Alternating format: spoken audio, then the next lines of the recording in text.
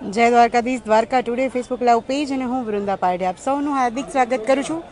આપ સૌ કોઈ જોઈ રહ્યા છો ભગવાન શ્રી દ્વારકાધીશની લાઈવ ધ્વજારોહણ દ્વારકા ટુડે ફેસબુક પેજ પર વૃંદા પારડિયા સાથે. આપ સૌ કોઈનો દિવસ શુભ હોય, મંગલમય હોય એવી શુભકામનાઓ સાથે આપ સૌનું સ્વાગત છે દ્વારકાધીશની લાઈવ ધ્વજારોહણ પર. આજની આ ધ્વજારોહણ જસવીનભાઈ જયેન્દ્રભાઈ કામદાર પરિવાર દ્વારા આજની આ ધ્વજારોહણ જે છે એ થઈ રહ્યું છે. આપ સૌનું સ્વાગત છે. જે લોકો પણ સાથે જોડાઈ રહ્યા છો વિડીયોને શેર કરતા રહેજો, અન્ય લોકો પણ ભગવાન દ્વારકાધીશના દર્શન કરી શકે. સૌથી પહેલી કોમેન્ટ જયદીપ રોજાલા, જય દ્વારકાધીશ. પૂજા રઘુવંશી, જય દ્વારકાધીશ. હરેશ ભેટારિયા, જય દ્વારકાધીશ. અને શરૂઆત કરીએ ભગવાન શ્રી દ્વારકાધીશના દિવ્ય નામોની, દિવ્ય વાતોની. વૃંદાબેન, તમે દરેક પરિસ્થિતિમાં અમને દરરોજ ધજાના દર્શન કરાવો છો એટલે તમે નસીબદાર છો કે જન્મમાં તમે દ્વારકા જેવા ધામોમાં. સુંદર એવી કોમેન્ટ જય દ્વારકાધીશ મહેશભાઈ. આપની રોજ તો દ્વારકાધીશ ઉપર કોમેન્ટ હોય છે, આજે મારા ઉપર છે.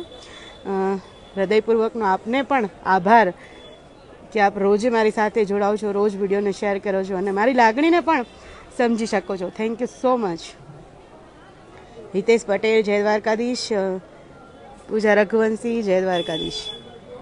તો આત્માષ્ટકમ વિશે આપણે જાણી રહ્યા છીએ કે જે આદિગુરુ શંકરાચાર્ય જે છે, જ્યારે એમના ગુરુએ એને પ્રશ્ન કર્યો કે તું કોણ છો, અને એ તું કોણ છો ના જવાબમાં લવલી ભસીન, જય દ્વારકાધીશ. લવલી ભસીન પણ રોજે જોડાય છે, જેઓ ચંદીગઢના છે, હિન્દી ભાષી છે, પણ ગુજરાતીમાં મારું રોજ સાંભળે છે, રોજ લાઈવ ધ્વજારોહણના દર્શન કરે છે. લવલી ભસીન, જય દ્વારકાધીશ. મહેશ ગાડિયા, હિતેશ પટેલ, રામ જેશાભાઈ, જય દ્વારકાધીશ.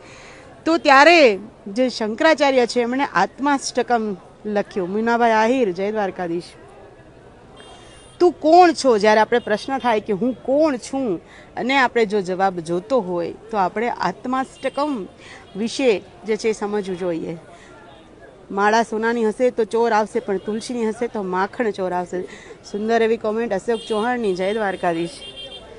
રામ સોમૈયા, શૈલેષ કાપડિયા, જય દ્વારકાધીશ. તો વાત કરી રહી છું આત્માષ્ટકમના આપણે ચોથા શ્લોકમાં છીએ કે જેમાં આદિગુરુ શંકરાચાર્ય જે છે ચોથા શ્લોકમાં શું કહી રહ્યા છે? કહી રહ્યા છે ન મે મૃત્યુ શંકા ન મે જાતિ ભેદ પિતા નૈવ મે નૈવ માતા ન જન્મ ન બંધુ ન મિત્ર ગુરુ નૈવ શિષ્યમ ચિદાનંદ રૂપ શિવોહમ શિવોહમ. નમે મૃત્યુ શંકા એટલે મને મૃત્યુની કોઈ શંકા નથી, મને મૃત્યુનો કોઈ ભય નથી. આપણે સૌથી મોટો ભય હોય છે મરી જવાનો. કેટલું બધું આપણે સાચવીને રાખીએ છીએ આપણી જાતને. ક્યાંય પર જતાં પહેલાં 10 વખત બધું વિચારીને બધું એકદમ પ્લાનિંગ સાથે જ જઈએ છીએ. પંકજ કાચડિયાની કોમેન્ટ છે વરસાદ છે બેન. ના, અહીંયા વરસાદ નથી. અહીંયા વરસાદ જેવું થોડું વાતાવરણ છે, થોડા વાદળછાયું વાતાવરણ છે, બટ વરસાદ અહીંયા નથી બિલકુલ. તો મને મૃત્યુનો ભય નથી. આપણે પ્રત્યેક પલ ભય કેનો લાગે છે? મૃત્યુનો ભય લાગે છે કે કોઈ મને મારી નાખશે અથવા તો હું મારી જઈશ. તો સાચવીને આપણી જાતને ચાલીએ છીએ. આપણી સામે જ અબોટીનો સાક્ષાત ઉદાહરણ છે. આપણે રોજ ધ્વજારોહણની અંદર લાઈવમાં તમે જોવો છો કે કોઈ જ જાતના સુરક્ષાના, કોઈ પણ જાતના સાધનો વગર અબોટી બ્રાહ્મણ આટલી ઊંચાઈ ઉપર, કેવું કઠિન છે જ્યારે તમે એને ચડતા જવો અને ઉતરતા જવો કે આટલી ઊંચાઈ ઉપર પવન હોય છે ત્યારે એ ધ્વજારોહણ કરતા હોય છે.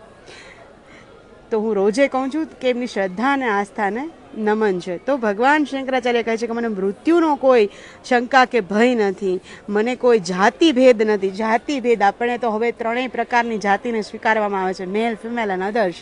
તો મને કોઈ જાતિ નથી, નર નથી, હું નારાયણ નથી, હું નારી નથી, હું ન્યાયત્ર એટલે કે હું બીજું કોઈ પણ નથી.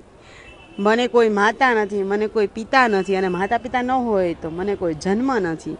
મને કોઈ બંધુ એટલે કે ભાઈ નથી, મને કોઈ ગુરુ નથી, મને કોઈ શિષ્ય નથી. ગુરુ શિષ્યના પરંપરાને આપણે જોતા ઘણી જગ્યાએ કેટલાય ધર્મો જે છે એ નીકળી પડ્યા છે, કેટલાય અલગ અલગ ધર્મો આપણે જોવા મળતા હોય છે. પણ આદિગુરુ શંકરાચાર્ય જે ગુરુ શિષ્યની પરંપરા તો છે, એક પછી એમના 4 મઠોની અંદર એના શિષ્યોએ જે છે એ આદિગુરુ શંકરાચાર્ય કહેવાય છે, જગતગુરુ શંકરાચાર્ય કહેવાય છે.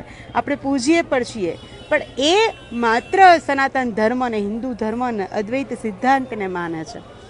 અને અદ્વૈત સિદ્ધાંત એટલે શંકરાચાર્ય અહીં છેલ્લી લાઈનમાં ક્લિયર કરે છે કે હું શિષ્ય નથી, હું જન્મ નથી, મૃત્યુ નથી, મારે કોઈ ભાઈ નથી, કોઈ ગુરુ નથી, પણ હું શું છું?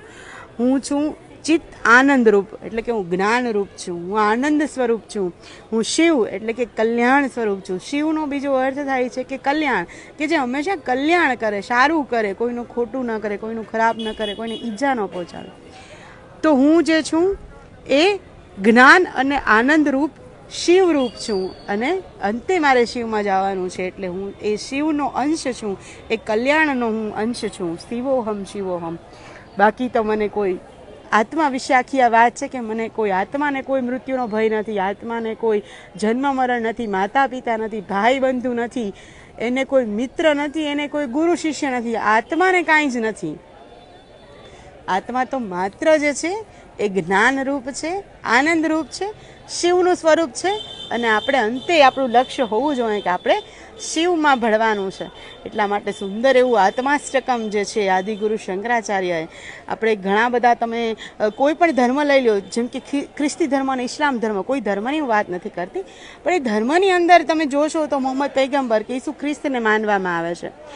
ભગવાન અને પરમાત્મા કે અલ્લાહ કે ગોળ કે જે અહીંયા અસ્તિત્વમાં નથી. જો આપણે જોઈએ કે આપણે રામ અને કૃષ્ણની વાત કરીએ છીએ તો એ પણ હાલ અસ્તિત્વમાં નથી. તો આપણે જે અસ્તિત્વમાં નથી એને માનીએ છીએ. પણ આદિગુરુ શંકરાચાર્ય કહે છે કે તમે તમારા ચિત્તને ઓળખો, તમે તમારી આત્માને ઓળખો.